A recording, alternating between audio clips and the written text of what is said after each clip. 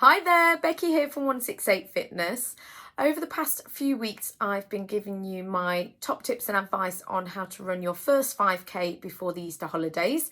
And I'm really hoping that you've made a start already. If you haven't, it's never too late, but just go back to the beginning and start from there, because otherwise what I'm telling you isn't going to work for you if you've not followed the advice from step one. So go back to the beginning and get started in your own way and in your own time would be good. But if you have been following my advice and you're feeling all of the runner's high and you're feeling great and you're making good progress, and you can see how you started at maybe 1 minute non-stop running, now you're up to 5 minutes, that should feel really good. And I'm super proud of you, because the hardest thing is getting going. But from now we can just keep progressing and you'll be flying, and that 5K is within your reach. I know it doesn't probably feel like it just yet, but I promise you it is. So let's get straight into it then. As always, my advice this week, as was last week, is to be consistent. Even if you're not running, if you're doing any other activities fitness wise, then consistency is the key. So just keep going what you've been doing. If you just want to plateau for a week and you just want to keep doing what you did last week because you're finding it tough or just mentally can't think about pushing yourself that bit further, that's absolutely fine. Just be consistent though, maintain what you've done, and we can build on it again after that.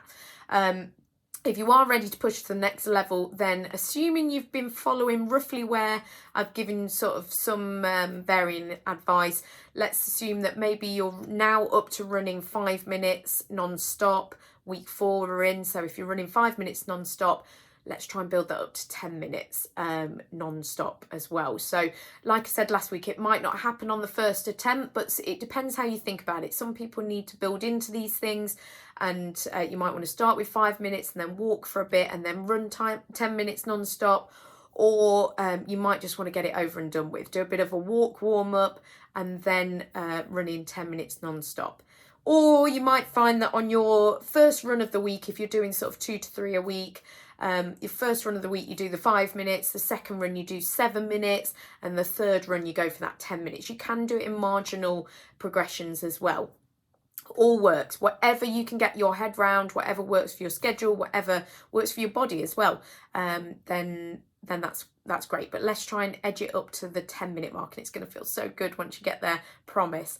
If you were running sort of 10 to 15 minutes, add on another 15 if we get 15. Well, you could try, but add on another 5 minutes is what I was going to say. It's now about trying to add on 5 minutes each week. And again, do it how I just said. If you say you can run 15 minutes non-stop now, your first run of the week you do 15 or you do 17, and then the second run you do the next one, so 17 or 20 or something like that. But you're just always trying to feel like you're inching forwards, because we've got that goal in mind. If you hadn't got the goal, then you could just stick at running 15 minutes non-stop forever. Like every time you run, it could just be a 15-minute route, and that's absolutely fine. But if we're trying to run 5K, you're going to need to run for more than 15 minutes, unless you're super quick. And even then, it's, probably only some people can run 5 minutes. Sorry, 5K in 15 minutes. But anyway, let's not get to that. So just building up basically. But as I said before, being consistent, 2 to 3 runs a week is enough. Even one session a week, one run a week is enough to be building on what you've already started and progress towards that 5K. It might take a little bit longer than before Easter, but yeah, definitely before the summer you could be there. But if you can do sort of 2 to 3 running sessions a week, you'll be able to progress even quicker, and it'll feel more comfortable and all good.